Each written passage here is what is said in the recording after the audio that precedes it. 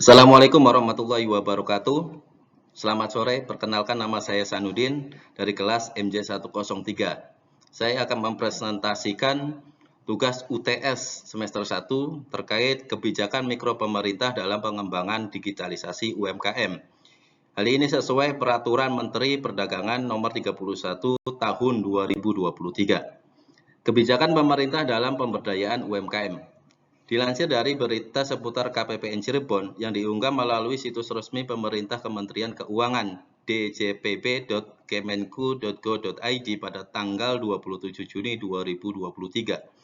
Menurut Menteri Keuangan tahun 2023 saat itu, yaitu Ibu Sri Mulyani, pernah menyampaikan bahwa pengembangan dan pemberdayaan usaha mikro, kecil, dan menengah UMKM merupakan hal yang sangat penting bagi perekonomian global karena UMKM adalah sebagai tulang punggung perekonomian dunia. Usaha mikro, kecil, dan menengah atau UMKM adalah salah satu pondasi perekonomian nasional. Berdasarkan data Kementerian Koperasi dan Usaha Kecil dan Menengah, kontribusinya mencapai 99% dari seluruh unit usaha. UMKM telah menjelma sebagai salah satu pilar vital perekonomian Indonesia. UMKM tahan terhadap krisis, bahkan menjadi booster pada pemulihan ekonomi pada saat krisis. Namun demikian, UMKM di berbagai daerah di Indonesia menghadapi tantangan. Adapun tantangan tersebut adalah terkait akses keuangan, pemasaran atau promosi, infrastruktur, teknologi, regulasi, birokrasi, keterbatasan keterampilan, serta pengetahuan. Kebijakan pemerintah dalam pemberdayaan UMKM. Untuk itu dibutuhkan sinergi dari berbagai pihak terkait untuk meningkatkan penguatan sektor UMKM sebagai salah satu gerbong penggerak pertumbuhan ekonomi Indonesia. Beberapa kebijakan pemerintah untuk mendukung usaha mikro, kecil, dan menengah atau UMKM antara lain: 1. Keuangan. Pemerintah memberikan dukungan pembiayaan melalui program kredit usaha rakyat atau KUR dan pembiayaan ultramikro. Kedua, pelatihan pengembangan. Pemerintah memberikan pelatihan dan pengembangan kompensasi UMKM. 3. Digitalisasi UMKM. Pemerintah mendorong digitalisasi UMKM untuk meningkatkan efisiensi, operasional, produktivitas, dan daya saing. 4. Regulasi dan perlindungan usaha. Pemerintah memberikan perlindungan usaha bagi UMKM. Kelima, pembangunan infrastruktur. Pemerintah membangun infrastruktur konektivitas digital untuk ke daerah terpencil. Keenam, sinergi dan koordinasi. Pemerintah meningkatkan sinergi dan koordinasi antara pemerintah, BUMN, pemerintah daerah, dan sektor swasta. Untuk kali ini kita akan berfokus pada pembahasan nomor 3 yaitu digitalisasi UMKM. Pengertian digitalisasi UMKM. Saat ini gencar gerakan untuk digitalisasi UMKM, usaha mikro, kecil, dan menengah. Sebab pada era digital saat ini, dunia usaha tidak lagi bisa mengandalkan cara-cara konvensional untuk bertahan dan berkembang. Digitalisasi UMKM adalah proses penggunaan teknologi digital dalam berbagai aspek operasional dan manajerial bisnis.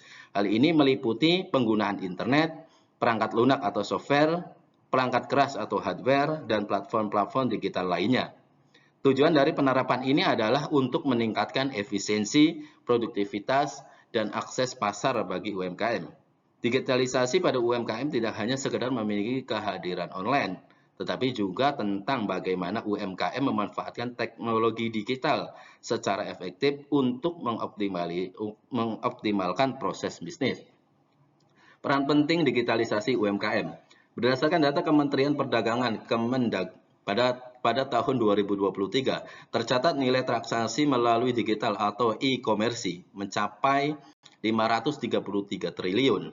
Nilai ini melesat tajam dibanding tahun sebelumnya yang nilainya 476 triliun.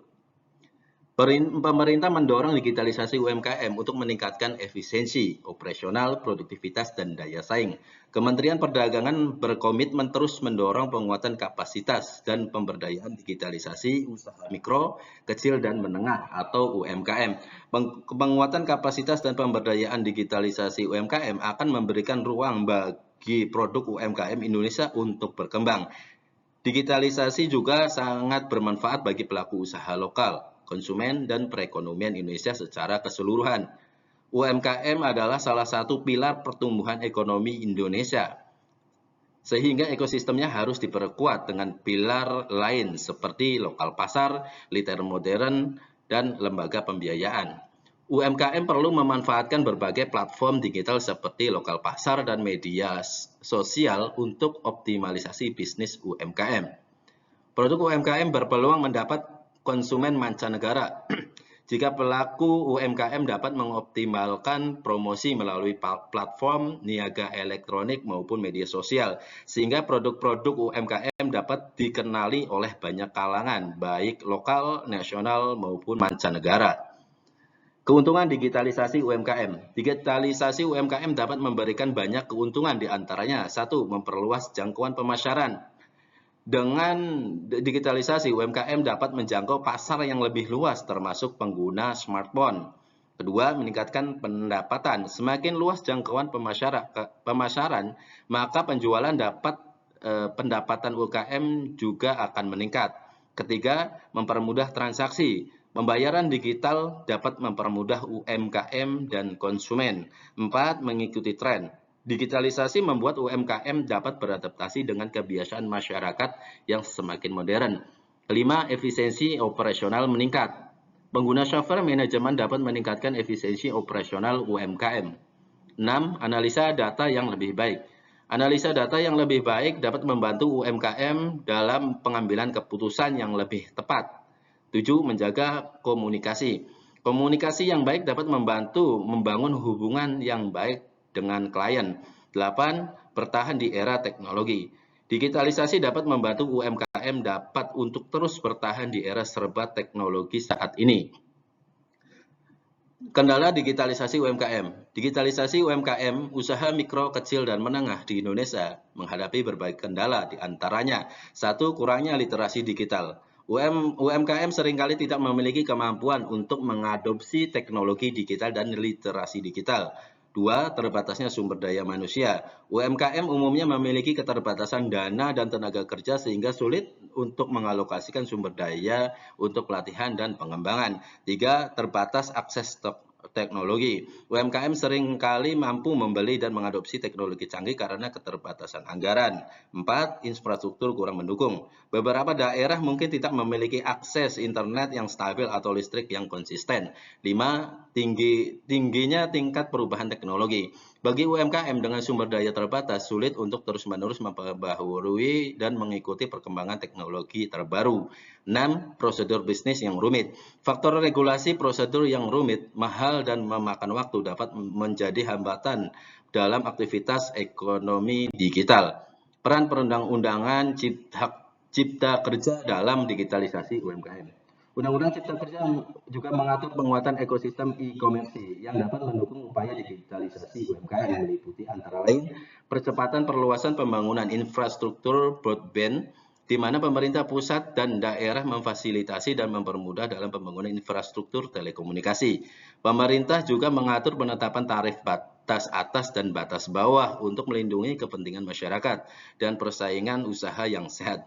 Pelaku UMKM merupakan pelaku usaha yang memiliki daya tahan dan daya juang tinggi di Indonesia. Karena itu, pemerintah terus mendorong agar pelaku UMKM di Indonesia terus meningkatkan pemanfaatan teknologi di tengah perkembangan ekonomi digital yang sangat cepat sehingga memiliki daya saing tinggi, naik kelas, serta mampu menjangkau ekspor dan pasar internasional. Sekian penjelasan dari saya. Terima kasih. Wassalamualaikum warahmatullahi wabarakatuh.